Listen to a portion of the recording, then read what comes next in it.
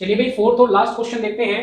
ए किसी टैंक को 15 घंटे में भरता है, बी 30 घंटे में भरता है और सी 40 घंटे में भरता है, लेकिन यहाँ पर तीनों को अलग अलग टाइम पर खोला गया। भाई क्या कहा गया है कि ए को सबसे पहले सुबह खोल दिया गया 6 बजे, उसके बाद बी पाइप को खोल दिया गया 8 बजे और उसके बाद सी को खोला गया है 10 बजे। अलग अलग टाइमिंग पर तीनों को खोला गया है, तीनों का काम ही टैंक को भरने का है। तो पूछा गया है टैंक कब भर जाएगा, यानी आपसे समय पूछा गया है। तो भाई सिंपली आपको इतनी बात पता है कि मुझे क्या करना है। तो भाई इस बार कोई काम को बिगाड़ने वाला तो है नहीं, तीनों ही क्या कर रहे हैं, तीनों ही टैंक को भर रहे हैं। तो आप लिखेंगे 15, 30 और 40, ये तीनों पाइप की एफिशिएंसी है कि कितने टाइम में वो टैंक को भरते हैं। आप इनका एलसीएम लेंगे तो एलसीएम कितना आ जाएगा 120, यानी टैंक में 120 यूनिट पानी आना चाहिए।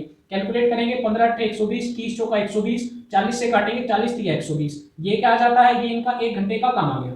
लेकिन अब खास बात क्या है कि जो पहले वाला पाइप है उसको किस टाइम खोला गया, 6 बजे।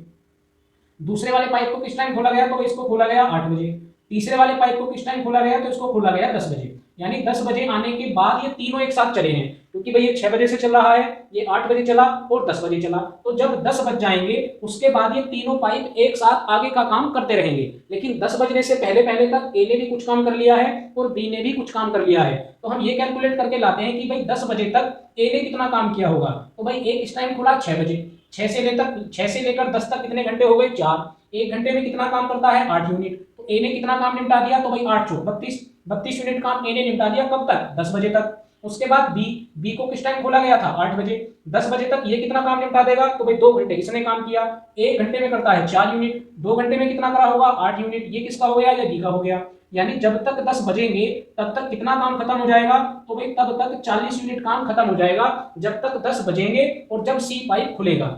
अब क्या हुआ, अब सी वाला पाइप भी खुल गया, लेकिन इतना काम तो कंप्लीट हो चुका। काम केवल कितना बचा, भाई 120 हमारा टोटल है, इसमें से आप 40 यूनिट को घटा दीजिए, तो अब केवल 80 यूनिट पानी की जरूरत है, या 80 यूनिट काम अब करना है। और अब ये काम कौन करेंगे, तो अब ए बी सी, क्योंकि अब 10 बज चुके हैं और 2 नल पहले से ही या 2 पाइप पहले से ही खुले हुए हैं, ये भी खुल गया। तो अब ये तीनों मिलकर काम एक साथ करेंगे। तो यानी 1 घंटे में कितना काम कर पा रहे हैं, 8 और 4 12, 12 और 3 15, टोटल कितना है 80। तो आपको क्या करना है, 80 को आप 15 से डिवाइड कर दीजिए। भाई 5 से काट सकते हैं, 5 से कटेगा 16 बार, 5 से कटेगा 3 बार। तो ये तो आपके क्या आए हैं, घंटे, 16/3। लेकिन हमसे पूछा गया है टाइम। आप ऑप्शन देख सकते हैं, आपसे टाइम पूछा गया है कि किस टाइम भर जाएगा। तो आपको सिंपली क्या करना है, 16 को आप डिवाइड करिए 3 से। तो आप कहेंगे भाई 3 पंजे 15, नीचे कितना बच जाएगा, 1। तो ये तो आपके क्लियर घंटे निकल के आ गए, 5 घंटे तो ये हो गए। तो भाई आप लिखते किस तरह से हैं, 5 सही 1/3। भाई ऐसे ही तो लिखेंगे, 5 किया 15 और 1 16/3, तभी तो बनेगा। तो ये घंटे तो क्लियर है। लेकिन इन घंटों को आप क्या कर सकते हैं, इनको आप मिनट बना सकते हैं।